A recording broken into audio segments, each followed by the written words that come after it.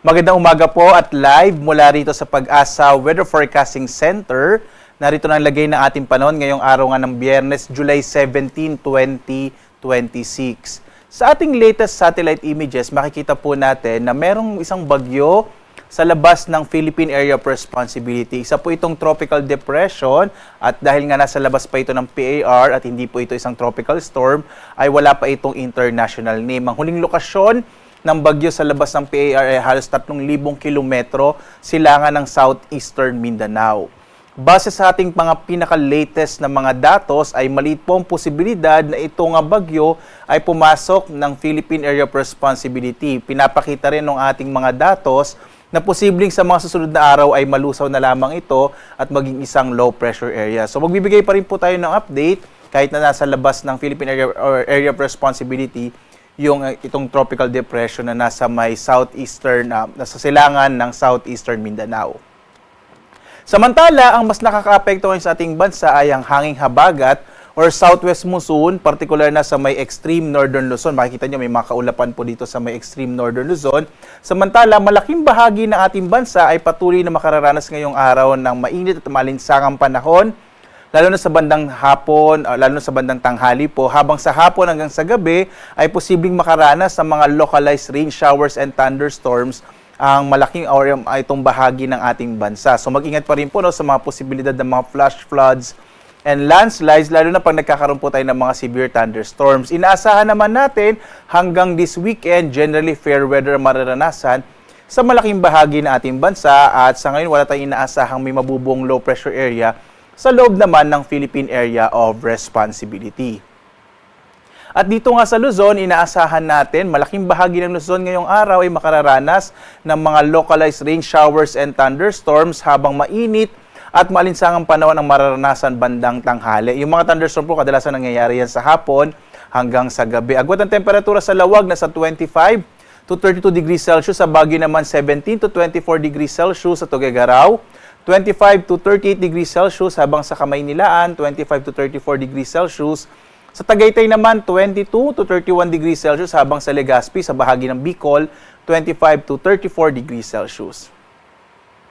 Dumako tayo sa Palawan, Visayas at Mindanao. Ang Palawan ay makararanas naman ng mga localized rain showers and thunderstorms. Agwat ang temperatura sa Calayan Islands na sa 28 to 32 degrees Celsius, habang sa Puerto Princesa, 26 to 32 degrees Celsius.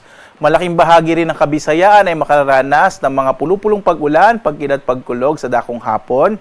Hanggang sa gabi, ang agwat ang temperatura sa Iloilo, 25 to 32 degrees Celsius. Sa Cebu naman, 25 to 33 degrees Celsius. Habang sa Tacloban, mula 26 to 33 degrees Celsius.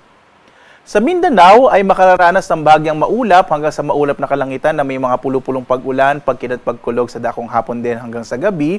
Agwat ang temperatura sa Zamboanga, nasa 25 to 33 degrees Celsius.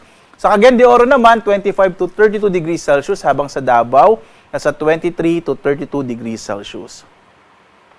Sa lagay naman ng ating karagatan, wala po tayong naka-issue na gale warning sa anumang bahagi ng ating bansa. Ligtas naman pumalaot ang mga sasakyang pandagat, malilit na mga bangka sa mga baybay ng ating kapuluan. Inaasahan po natin banayad hanggang sa katamtaman na magiging pag-alo ng karagatan. Yun nga lamang po, kapag merong mga thunderstorms, kung minsan nagpapalakas yan ng alo ng karagatan, kaya mainam po, mag-ingat pa rin, lalong-lalo na yung mga maliliit na mga sasakyang pandagat. Samantala, narito po yung ating inaasa magiging lagay ng panahon sa mga susunod na araw. Posible po by tomorrow, araw ng Sabado, generally fair weather pa rin ang mararanasan sa malaking bahagi ng ating bansa. Pagdako po ng Linggo, posibleng magkaroon ng mga scattered rains o mga kalat-kalat na mga pagulan sa may bahagi ng Ilocos Region, Bataan at Zambales dahil yan sa southwest monsoon o habagat. So posible po kasi yung habagat mula sa extreme northern Luzon ay makaka-apekto nito sa may iba pang bahagi po ng Luzon. Pagdating ng araw ng Lunes hanggang Martes, magpapatuloy naman yung epekto ng habagat, particular na dito sa may kanurang bahagi ng Central at Southern Luzon, kasama na rin po ilang bahagi ng Western Visayas. Kaya posible po yung mga bahagi ito ng ating bansa ay makaranas ng mas maulap na kalangitan at mas malaking posibilidad ng mga pag-ulan. At muli po, yung bagyo sa labas ng PAR sa kasalukuyan, hindi natin inaasa ang papasok ng Philippine Area of Responsibility at posibleng malusaw na lamang sa mga susunod na araw. Samantala naman, ang ating araw ay sisikat mamayang 5:35 na umaga at lulubog, ganap na 6:29 po ng gabi. At sundan pa rin tayo sa ating iba't ibang mga social media platforms gaya ng X, Facebook, YouTube at sa dalawang websites ng Pag-asa, pag-asa.usc.gov.ph at panahon.gov.ph para updated po kayo real-time sa mga latest na mga warnings na in-issue ng Pag-asa gaya po ng mga thunderstorm advisories, heavy rainfall warning, flood advisories at gayon din po mga rainfall information sa buong bansa. Nakamapa po yan real-time. Punta lamang po kayo sa iba't ibang websites ng Pag-asa at mga social media platforms. At live naman nagbibigay update mula rito po sa Pag-asa Weather Forecasting Center. Ako naman si Obet Badrina. Maghanda po tayo lagi para sa ligtas na Pilipinas. Maraming salamat po. Have a blessed weekend sa inyong lahat.